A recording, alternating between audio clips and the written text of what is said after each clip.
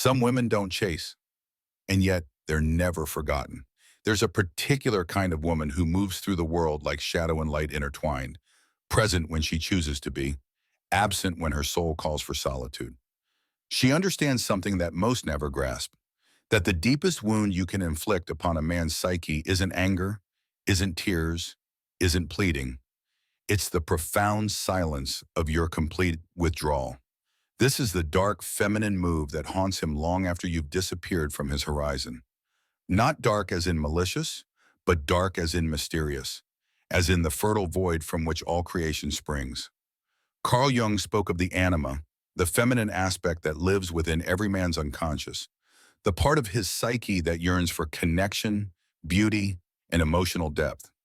Most men spend their lives unconsciously seeking this feminine energy in others, projecting their inner anima onto the women they encounter, never realizing they're chasing their own reflection. She becomes his muse, his mirror, his salvation, until she doesn't. Consider the man who pursues with intensity, who floods her phone with messages, who appears at her workplace with flowers, who promises the world while delivering only fragments of himself. His behavior reveals not love, but a desperate attempt to possess what he believes will complete him. He has mistaken her for his missing piece, when in truth she is whole unto herself. In Jungian terms, he is living in projection, seeing in her not who she truly is, but who his unconscious needs her to be. And therein lies her power. The moment she steps out of his projection, she becomes unreachable, untouchable, incomprehensible to his ego-driven mind. The awakening comes like dawn breaking through storm clouds, slow, then sudden. You watch him perform his familiar dance of pursuit, and something shifts within your chest. Perhaps it's the way he speaks over you at dinner, or how his attention splinters when his phone buzzes, or the hollow feeling that settles in your stomach when you realize you've been auditioning for a role in his life rather than living your own. This is what the Stoics called the dichotomy of control, recognizing what belongs to you and what does not. His feelings, his choices, his capacity for genuine intimacy, these are not yours to manage. Your response to his behavior, your boundaries, your presence or absence, these belong entirely to you. The trauma-informed part of your psyche recognizes the familiar pattern, the intermittent reinforcement, the hot and cold dynamics, the way he seems most interested when you're pulling away. Your nervous system, once activated by this push-pull dance, now observes it with curious detachment. She begins to withdraw, not with announcement, not with explanation, but with the quiet grace of smoke dissipating in wind. Her responses become shorter, less frequent. She stops initiating contact. When he calls, she doesn't answer immediately, not because she's playing games, but because she's remembering what her own voice sounds like without the echo of his expectations. She stops being available for his convenience, stops reshaping herself to fit the contours of his emotional availability. This isn't manipulation. This is individuation. Jung described individuation as the process of integrating the conscious and unconscious parts of the mind to achieve psychological wholeness. She is no longer willing to fragment herself to accommodate his projections. The man experiences this withdrawal as a profound disruption to his internal world. His anima projection begins to crumble. The woman he thought he knew, compliant, available, eager for his attention, is revealing herself to be something far more complex and autonomous than his ego could comprehend. His pursuit intensifies, but now it carries the desperate energy of someone trying to grasp water. He sends longer messages, makes grander gestures, promises to change, all unconscious attempts to restore the projection that once made him feel whole. But she has stepped into what Jung called the transcendent function, the bridge between conscious and unconscious that allows for true transformation.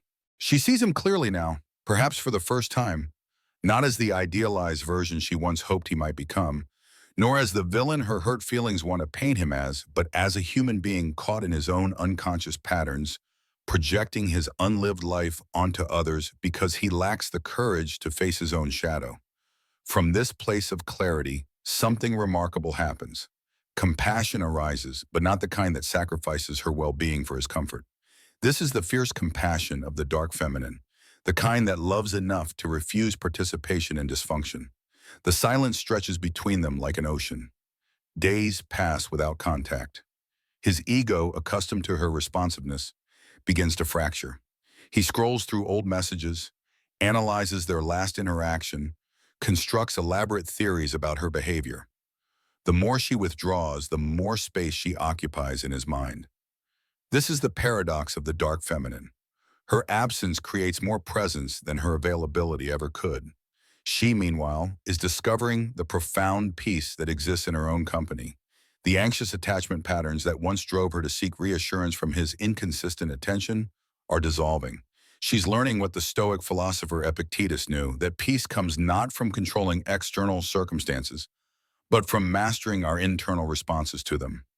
Her energy, no longer dissipated in endless attempts to decode his mixed signals, consolidates within her like a gathering storm. She begins to remember who she was before she met him, before she started editing her authentic self to fit his comfort zone. The woman who emerges from this cocoon of solitude is not the same one who entered it. When he finally reaches out, and he always does, something has fundamentally shifted in the dynamic. His voice on the phone carries a different quality, a humility that wasn't there before. He speaks of missing her, of realizing he took her for granted, of wanting to work things out. But she listens with the detached compassion of someone who has already worked things out within herself. This is what Jung meant by the integration of the shadow. She has faced the parts of herself that once sought validation from his approval, that once believed her worth was tied to his attention. She has owned her own projections, recognized her own patterns, and chosen a different path. She responds, or perhaps she doesn't. If she does speak, her words are measured, clear, devoid of the emotional charge that once characterized their exchanges. She has stepped out of the drama triangle, refusing to play victim, rescuer, or persecutor. She simply is. Her withdrawal has forced him to confront the empty space where his projection of her once lived. For the first time, he must face the reality of who she actually is. Not his anima, not his salvation, not his missing piece, but a complete human being with her own desires, boundaries, and path. The profound truth settles in her bones like ancient wisdom. She was never his to lose because she was never lost to begin with. This recognition doesn't come with fanfare or dramatic revelation. It arrives quietly like sunrise, inevitable, natural, transformative. She understands now that his inability to truly see her was never a reflection of her worth, but a limitation of his consciousness. The dark feminine move isn't about punishing him or teaching him a lesson.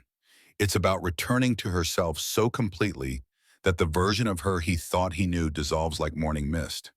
It's about refusing to dim her light to make him comfortable, refusing to shrink herself to fit his limited perception of who she should be.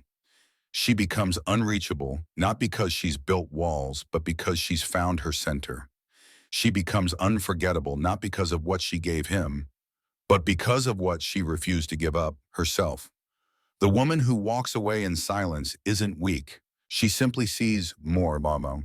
She sees the futility of trying to love someone into consciousness. She sees that her presence is a gift, not an obligation. She sees that the right person won't need her advance to recognize her value.